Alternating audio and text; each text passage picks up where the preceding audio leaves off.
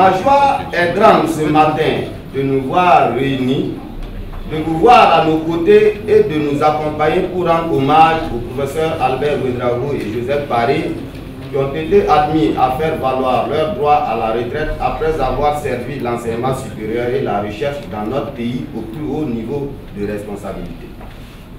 Mais pour nous qui avons été formés par leurs soins et qui constituons leurs élèves, ce sont avant tout des maîtres des lettres, des arts et de la culture d'Afrique d'hier et d'aujourd'hui.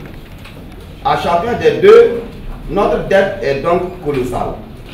C'est pour moi un réel plaisir de prendre la parole pour prononcer ce discours à l'occasion de la cérémonie d'ouverture du colloque international en hommage au professeur Albert Ouédraogo et Joseph Paré. Et vous faire part de mon grand enthousiasme pour ce colloque par lequel nous rendons un hommage mérité aux illustres professeurs de lettres, le professeur Albert Ouédraogo et le professeur Joseph Paré.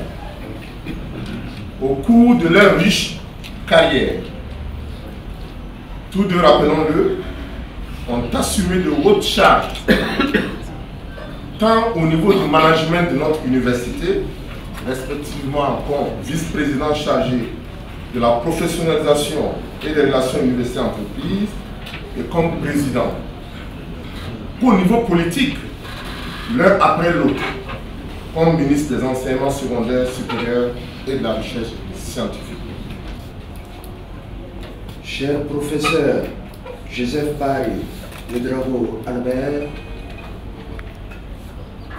on m'a avisé que ces deux professeurs vont quitter pour la retraite. Dans la culture du Mogo, la culture des traditions, on dit relativement à un quartier situé côté ouest de Ouagadougou, comme Silga, en Morée la devise comme Silga Renga, Rentao Kok da Togo, Tisseyaolongwa Zineno. Comme Silga qui devance, celui qui devance reçoit la chaleur pour que ceux qui suivent connaissent le bonheur. Le professeur Paré, je l'ai connu au Québec, où Abdou Diouf, président de la francophonie, m'avait demandé d'aller tenir une conférence.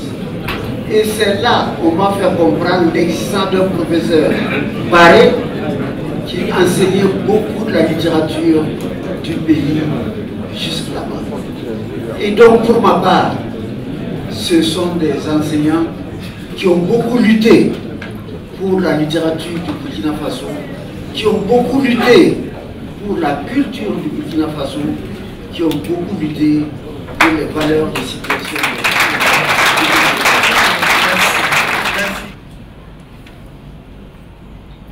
Paré Joseph est un homme humble, affable, social et social, pétri d'une connaissance et de culture diverses.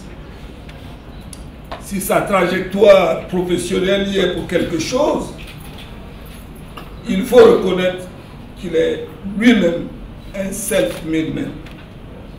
On ne peut pas quitter le pays sans et devenir ce qu'il est s'il n'y a pas de l'engagement personnel. Son engagement, son patriotisme, l'importance qu'il apporte à l'amitié, et son épouse l'a dit tout à l'heure, l'amitié vraie. Les valeurs humaines enfouies en lui l'ont certainement dicté une ligne de conduite qui lui ont imposé la rigueur dans sa vie. Homme de conviction, il a toujours privilégié la force de l'argument à l'argument de la force. Patient, attentif, il sait écouter les autres, même les autres qui sont dans l'erreur. Son intelligence est un atout pour convaincre et dissuader, ramener ceux qui se trompent à la raison. Pour lui, rien n'est précis. Tout doit être planifié, organisé et laisser le temps pour faire le reste, pour faire ses effets. Je voudrais souligner que, en fait, rien ne nous rassemble. Parce qu'on ne se ressemble pas. Paris est né avant les indépendances. Moi, je suis né après. Paris, lui, il est venu de la brousse. Oh, moi, je ne suis pas de la brousse. On n'a pas les mêmes habitudes alimentaires. Non. Lui, il paraît que c'est une boisson qu'on appelle le taureau. Affectionne viande de chien, des harnais. Moi, je ne suis pas dans ces trucs. Moi, j'ai des gros bourgeois.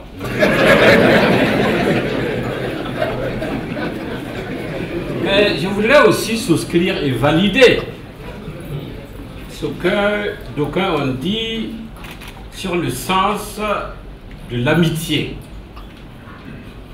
et lui rendre hommage en le connaissant et en le remerciant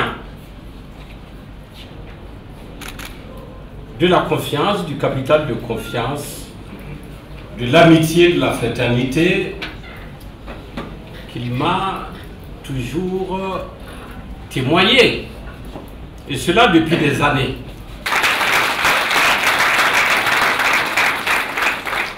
C'est une cérémonie organisée par les collègues du département dans le cadre de notre départ à la retraite. Donc cette cérémonie vise essentiellement à rappeler ce que nous avons fait dans le cadre de nos activités et surtout à rendre hommage, à faire en sorte que ce qui a été fait soit mis en avant pour que les gens comprennent quelle a été notre carrière. C'est une belle cérémonie que nous avons eue. Je pense que c'est une tradition universitaire qui est en train de s'instaurer, qui fait en sorte qu'il faut rendre hommage aux gens de leur vivant. Nous continuons des activités sur le campus, nous donnons des cours, non plus comme des fonctionnaires comme cela se doit, mais nous restons disponibles pour accompagner les autres collègues sur le terrain tant que nous avons la force de le faire.